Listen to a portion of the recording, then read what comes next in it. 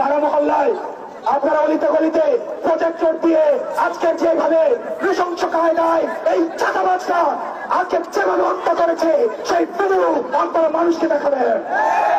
লগি বৈঠক শুরু করেছিল আওয়ামী লীগ, সেটার সিলসিলা এখন বহন করছে। যারা মুজিববাদের নতুন করে ঠিকাদার হয়েছে তারা আবার সেটার সিলসিলা পালন করেছে। বিএনপির শীর্ষ নেতৃবৃন্দকে চ্যালেঞ্জ দিয়ে বলছি, প্রয়োজনে ফেস টু ফেস আমি ডিবেট করতে রাজি। সেদিন থেকে রুমিন ফারহানারা ৩২ ভাঙার জন্য তারা মায়া কান্না জুড়ে দিয়েছে।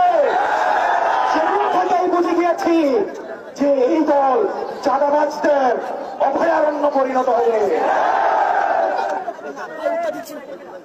আজকে শুনলাম একজন বলছে নেতা যদি অর্ডার দেয় 10 মিনিটে নাকি সরকার পতন করবে।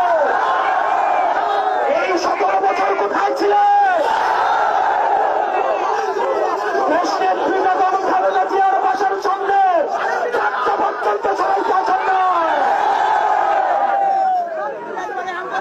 আমি জনগণকে বলবো, আজকের ঘটনাকে আপনারা মুড়ে মুড়ে আপনারা পিঠ শুনে মানুষকে দেখান, তারপরে সিদ্ধান্ত নিতে বলেন যে পরবর্তী বাংলাদেশটা কোন চাঁদাবাজদের হাতে তুলে দিবে।